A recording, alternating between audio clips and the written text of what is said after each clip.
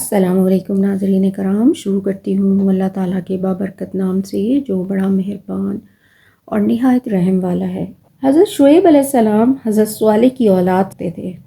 حضور پاک صلی اللہ علیہ وآلہ وسلم نے ان کا لقب خطیب الانبیاء رکھا ہے کیونکہ وہ فصیح اللسان، فصاحت اور بلاغت کے ماہر تھے۔ وہ اہل مدین اصحاب ایکا کی طرف مبعوث کیے گئے تھے۔ حقیقت میں یہ ایک ہی گروہ ہے اور ان کے دو نام ہیں۔ یہ لوگ بت پرست تھے، ناپ تول میں بھی انصاف سے کام نہیں لیتے تھے، لوٹ مار ان کا شیوا تھا۔ حضرت شعیب علیہ السلام کو ان کی طرف بھیجا گیا تھا۔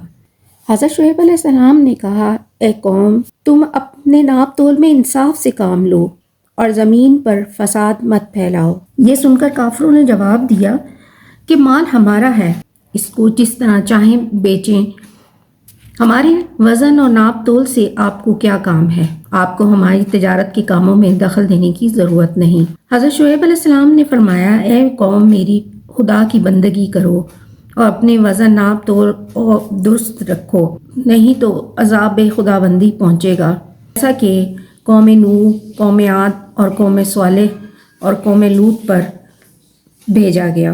کافی کہتے، آپ جو باتیں کہتے ہیں وہ ہماری سمجھ میں نہیں آتی۔ ہم دیکھتے ہیں کہ آپ نہایت کمزور انسان ہیں، اگر آپ کے بھائی بہن نہ ہوتے تو ہم آپ کو سنسار کر ڈالتے۔ جب قوم نے حضرت شعیب علیہ السلام کا کہنا نہ مانا اور برابر سرکشی پر قائم رہے تو انہوں نے مجبور و مایوس ہو کر اللہ تعالیٰ سے قوم کے واسطے بد دعا کی۔ حضرت جبرائیل علیہ السلام تشریف لائے، کہنے لگے، اے شعیب، قریب ہے تمہاری قوم پر اللہ تعالیٰ کا عذاب نازل ہو، بہتر ہے کہ جو لوگ تم پر ایمان لائے ہیں ان سب کو لے کر شہر سے باہر نکل جاؤ۔ یہ سن کر حضرت شعیب علیہ السلام نے اپنے اہل و عیال اور وہ لوگ جو ان پر ایمان لائے تھے، وہ تقریباً 1700 آدمی تھے، ان سب کو لے کر شہر سے باہر چلے گئے۔ کافر دیکھ کر ہنسنے لگے، بولے، اے شعیب، تم پر کیا مصیبت آ پڑی ہے؟ کہاں جاتے ہو؟ یہ سن کر حضرت شعیب علیہ السلام نے فرمایا، اے شہر والو، میں تم سے جدا ہو رہا ہوں، حکم میرے خدا نے دیا ہے، اب اس کے بعد اللہ تعالیٰ کا عذاب تم پر نازل ہوگا۔ حضرت جبرائیل علیہ السلام نے فرمایا کہ یہ عذاب صبح کے قریب نازل ہوگا۔ جب صبح ہوئی تو حضرت شعیب علیہ السلام عبادت الہی میں مشغول ہوئے۔ قوم کفار جتنی تھی وہ اپنے اپنے گھروں میں سوتی تھی۔ اس وقت حضرت جبرائیل علیہ السلام آئے اور خدا کے حکم سے ایک ایسی چیخ ماری کہ تمام کافر شہر میں ہلاک ہو گئے، یہاں تک کہ کوئی مویشی بھی نہ رہا، اور ایک ایسی آگ نمودار ہوئی کہ تمام لاشوں کو جلا گئی۔ عذاب الہی کے بعد حضرت شعیب علیہ السلام نے اللہ تعالیٰ کے دربار میں التجا کی کہ اے پروردگار، میں کہاں جاؤں اور کہاں جا کر رہوں؟ غیب سے ندا آئی، اے میرے پیغمبر، تم اپنے گھروں میں جا کر رہو۔ یہ سن کر حضرت شعیب علیہ السلام اپنی ساری قوم جو آپ پر ایمان لا چکی تھی ان سب کو لے کر شہر میں آئے، دیکھا تو تمام کافر جل بن کر خاک ہو گئے۔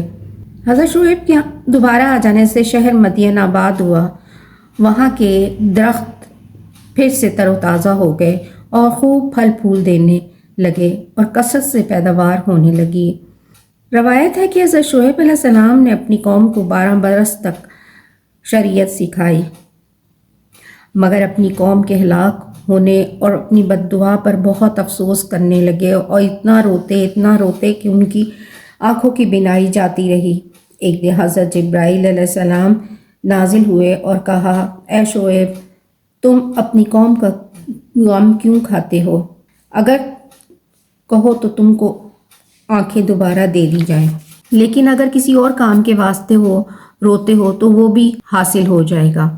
حضرت شعیب علیہ السلام نے سن کر کہا، اے جبرائیل علیہ السلام، میں کچھ نہیں چاہتا، بس ایک آرزو ہے کہ خدا کا دیدار ہو جائے۔ غیب سے ندا آئی، اے جبرائیل، تم اس سے جا کر کہو کہ ہمارا دیدار تو قیامت کو ملے گا۔ حضرت شعیب علیہ السلام حضرت موسیٰ علیہ السلام کے زمانے تک زندہ رہے اور اس کے بعد وفات پائی۔